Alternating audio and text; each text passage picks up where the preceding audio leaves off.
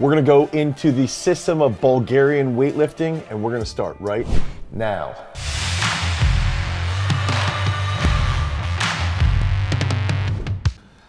What's up, everybody? It's Dane Miller from GarageStrength.com, and if this is your first time to the channel and you're interested in becoming a better weightlifter, you want to be more explosive, you want to dominate your opponents in other sports, make sure that you like, you subscribe, and you smash that notification bell so we can help you become a beast. So since I began coaching weightlifting, I got asked the question all the time, are you training Bulgarian? What are you doing with the Bulgarian system, and how are you implementing that Bulgarian training? And the relevancy comes back to all the way in the 1970s, the 1980s. Ivan Abajev was their head coach. And so this is a dude who had been exposed and trained in a Russian or a Soviet system where everything was really focused on a little bit more volume, 3 to 4 to 5 rep schemes, a little bit more volume, a little bit more technical proficiency. And when he ended up taking over the Bulgarian training system and taking over the actual entire country's coaching, what ended up happening is he sort of issued this challenge, like, I can do this better than everybody else. And I'm fortunate enough that I had spent all this time around Dr. Anatoly Bondarchuk, who was a Soviet system coach for track and field. And he knew Abajev, and he knew how his rise came to be. And he sort of compared himself as a counterpart. He was like, you know, Abajev was very similar to myself. This is Dr. B speaking, where Dr. B was the head of the Soviet system for track and field for throwing, and there was coaches all over the country that would funnel him athletes and funnel their system to him. And he was that main guy, but he was sort of, he had fingers all over the country, all over the Soviet system that was, you know, training these hammer throwers, shot putters, whoever. And that's what Abajev was in the Bulgarian system. He was the main guy at the main center in Sofia. But what happened was there was a whole bunch of guys that were coaches in Bulgaria underneath him. And so he had issued this thing like, you know what, I can do this better than the Russian system. And so he came up with his system, which was entirely based around competition, 90% attempts, and just going heavy all of the time. We're gonna share some videos and just talk about what that system was. And then, is it even applicable today? Is it applicable for a training system to be utilizing these thoughts currently? And that takes us right into, you know, right now we're watching Ivan Shakarev back squat 270 for a triple with no gear on, okay? No knee sleeves, no belt, nothing. And this brings up a point, is that what was this training system? How do you get a guy that small, you know, to back squat 270 or just shy of 600 pounds for a triple? And here's Ivanov, who's just a total monster. When you're looking at what the system was, it was essentially, you come into the gym, you snatch, you clean and jerk, and you back squat. Or you would do a snatch and then a front squat. Or the next session, you might do a snatch, a clean jerk, and then, you know, and then a back squat or a front squat. And Stefan Botev actually has a really good interview with Weightlifting House where he breaks this down. You were training 3 to 4 times a day. And that session might be a snatch with a back squat in the morning, basically where you're working to a max. You might do 7 singles at 90 to 95%. And then, you know, at that midday session, it might be clean and jerk to a max along with another back squat to max. And you might do 6 to 7 singles. And if you couldn't hold that 90 to 95%, you might drop down and do 3 to 4 extra reps at 85 to 90%. But essentially each day you were prescribed how heavy you would go as long as you were within that 90 to 100% maximal range. And so this system was pretty simple. It's not overly complicated. And here we got Georgi Gardev. I want to point this out because I actually made a YB normal shirt, I want to say like 2010, way back in the beginning of Garage Strength. And it was because of this shirt that Georgi Gardev was wearing. And this is, you know, stuff that I used to think about when I was in high school, being able to watch these videos. It was like, I want to be like these dudes. I want to be crazy like them. I want to have long hair and dress weird and just do like crazy circus type tricks. But I think that success stems from a couple different factors. Abajev had access to the best lifters in Bulgaria. So all these guys would funnel people to that training center, to the main center. Here's Chakarov again. And, you know, not the best technique, jumps back pretty bad, but just stupid strong. Going back to the actual system, Abajev had access to those elite level, national level guys in Bulgaria. And so he would get funneled, you know, basically 3 guys per weight class. So there might be 30 lifters in the gym, okay? And then, so it's based off of these guys being elite. And then after that, there would be a coach for every 2 guys. So then you'd have another, 5 or 6 extra coaches. Then there'd be multiple doctors, maybe 1 or 2 or 3 doctors in the room and a couple massage therapists. And everybody would be in that training room. Everybody would be training and working as hard as possible. And that's a lot of people in there bringing intensity. So everything was based around competition and competition attempts and having that elite system. And then if we think about from a specificity perspective, the sport of weightlifting is snatch and clean and jerk. So instead of being a little bit more, if we think about the Russian system, being a little bit more focused on technique, variation movements, different tempos, different rep schemes, all of this stuff is not as specific. It's still specific movements, but it's not just snatch, just clean and jerk. It's gonna be power snatches, low hang snatches, pause snatches, close grip snatches even. The Bulgarian system is gonna be as specific as it comes. And that's a couple key factors here. Elite weightlifting, okay, so elite lifters that were already, some of the top guys in their country. And then you've got the competitive system set up, so everybody's in the gym and they're competing, and the top 3 for each weight class are getting paid, and they're all fighting for that number 1 spot because they can actually make money. And then sport specificity because they're these elite lifters.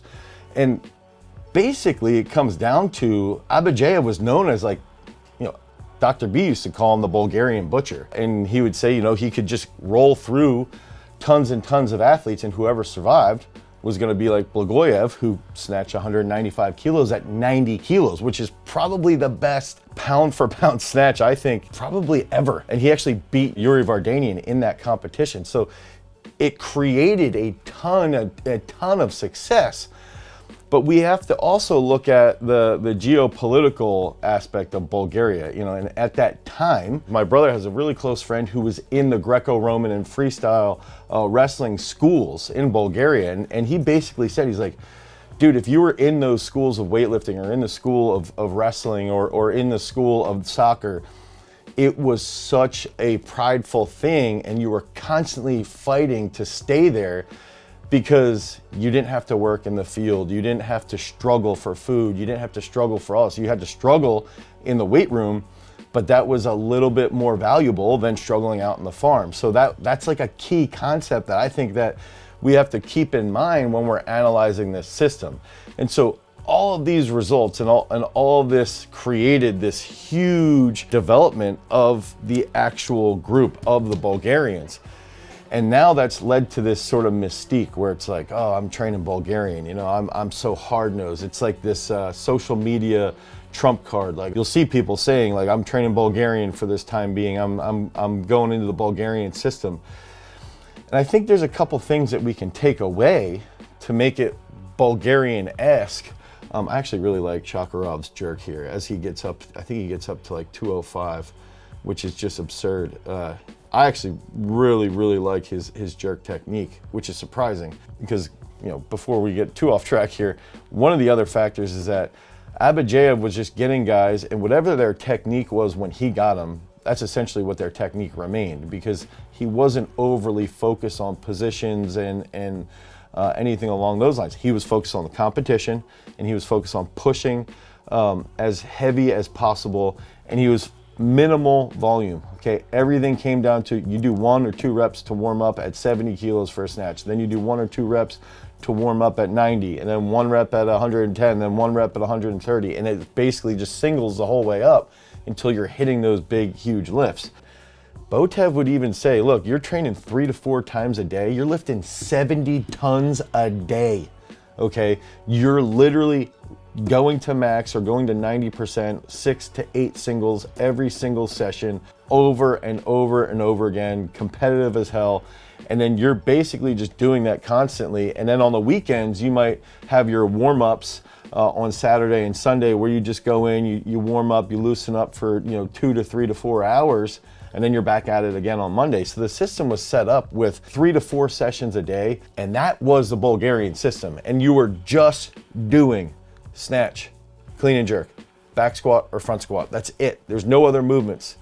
There was no Bulgarian step up. There was no Bulgarian single leg squat. All that stuff has been created as marketing tools based off of their success in the 70s and 80s. But what's interesting is seeing how the system has sort of succeeded and lasted all the way into 2021. So we've got Khrushchev actually taking 216 here. And that's where we've got to think about even athletes like Naim Suleimanoglu. Like, these are guys that were Bulgarian that ended up defecting to Turkey, changing their allegiance. And looking at Bulgaria as, and this is Blagoyev here, so this is just that absolutely phenomenal snatch. But if we can think about the country too, is that it has this real crazy influence. It's got Greek influence, it has Persian influence, it has Slavic influence. So from the political aspect, it's got just tons and tons of different influences. It's a huge melting pot, and that has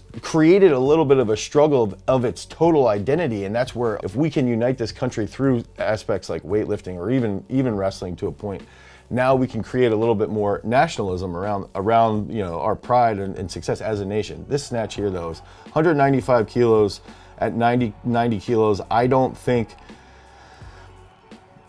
maybe Yuri snatching, what was it, 183 or 180 at 82 and a half.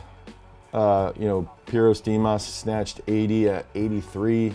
I don't think there's many lifts that can compare to that lift right there. That's probably the best snatch of all time, especially at that body weight. He's good with his knees. He doesn't jump his feet all over the place.